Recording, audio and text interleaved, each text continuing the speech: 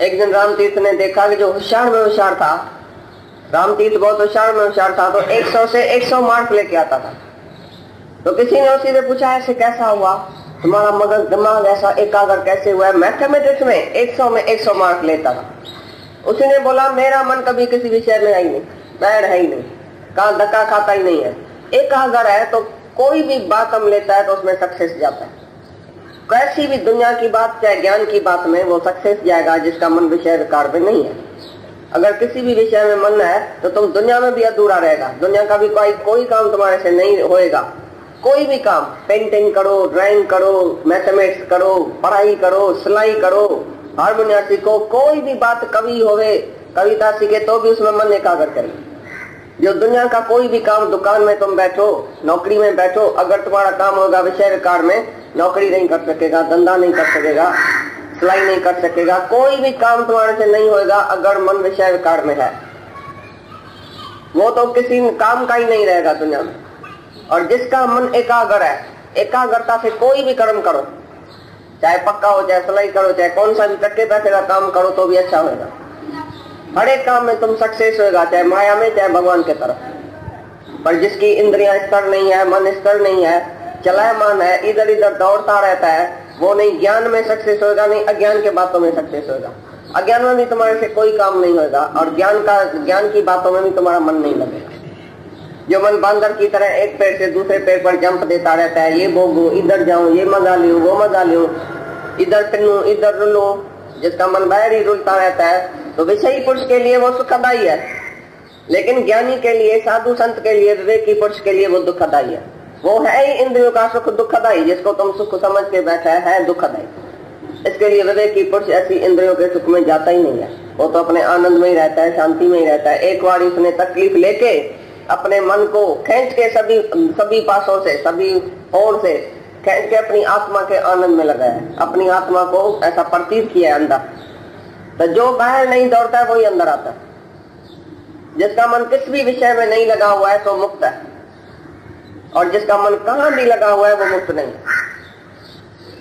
राजा भरत सारी दुनिया छोड़ के आके नदी के किनारे में बैठा, सारी दुनिया को छोड़ के आया, अपनी औरत, बच्चा, दुनिया, सुख ये सब छोड़ के आके जंगल में बैठा भगवान के लिए। अचानक एक हरणी जो मर रही थी उसी में दया आ गई, बेचारी दुखी होके मरेगी, मैं इसको सुख देता हूँ, तो लेके अपने घर में आके रखा उसे। एक हरणी के बच्चे में जो फंसा सीधा नरक में गया, इतनी मुक्ति के लिए आया था, और एक हरणी में खाली विषय में फंसा, रूप रंग देखा उसका और दया आ गई, ये दुखी है, मैं दया करता हूँ।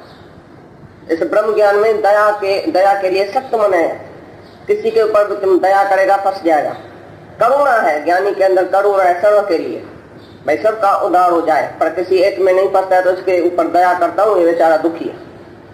कोई भी दुखी नहीं है, करुणा है, सबके लिए करुणा है कि आज ही मुक्त हो जाए, पर एक के लिए दया नहीं है।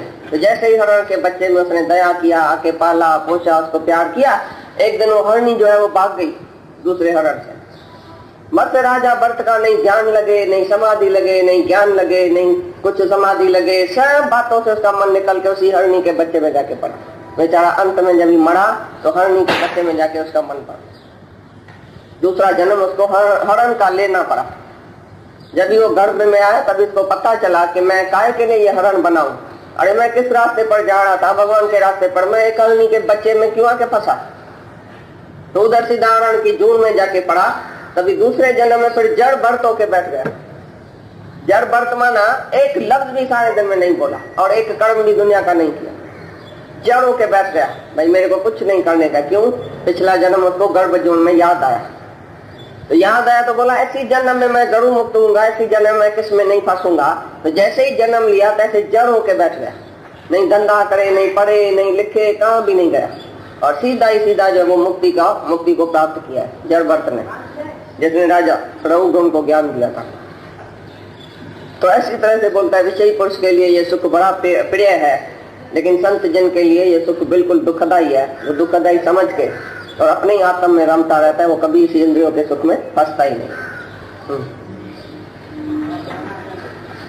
जो साधक इस मनुष्य शरीर में शरीर का नाश होने से पहले ही काम क्रोध से उत्पन्न होने वाले वेग को सहन करने में समर्थ हो जाता है, वही पुरुष योगी है और वही सुखी है। जो साधक, जो साधना करने वाला, जो साधु है, जो साधना करता है, वो इसी जन्म में जीते जीते ही काम और क्रोध के वेग को सहन कर लेता है। माना आउट नहीं होता है पर सहन कर लेता है। कभी भी उसको कामना जो है वो आउट नहीं करती है, क्रोध आउट नहीं करता है। सभी विकारों को वो सहन कर लेता है, माना अपने में समा देता है, कंट्रोल कर देता है। वही सच्चा योगी है, वही सच्चा ज्ञानी है, वही सच्चा सुखी है। जो साधना करता है इसी के लिए कि मैं काम और क्रोध में आउट न हो जाऊं, कभी भी मेरी इंद्रियां बाहर न आउट हो जाए, कहाँ भी मेरी इंद्रियां बाहर नहीं जाए, मन बाहर नहीं जाए। काम माना इच्छा, किसी भी बात में तुम इच्छा रखेगा तो जरूर मन बाहर ही जाएगा। और बाहर है क्या?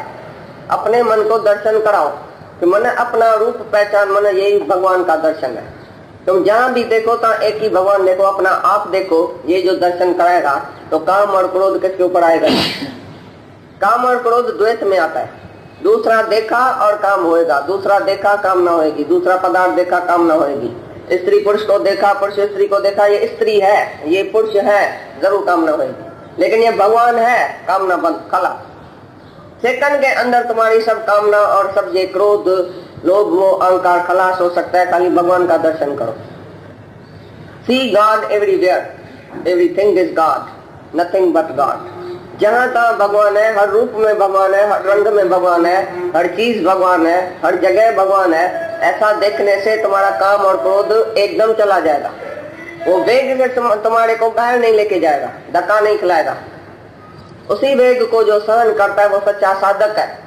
जो साधना तुम करता है वो कौन सी साधना है? इस बात में यही अभ्यास है। मन जहाँ जहाँ जाता है उधर परमात्मा का दर्शन कराओ, वापस अपने घर में आएगा, कहाँ भी नहीं दौड़ेगा, बाहर कहाँ भी नहीं जाएगा। जिधर भी जाता है अपना दर्शन कराओ, परमात्मा का दर्शन कराओ। तो इसी जीते जी, इस शरीर में ही जीते जी जो काम और क्रोध के वेग को सहन करता है, वही सच्चा योगी है, वही सच्चा सन्यासी है, वही सच्चा ज्ञानी है, और वही सुखी है। जो ऐसी साधना करता है उसको हमेशा क्या सुख मिल जाता है।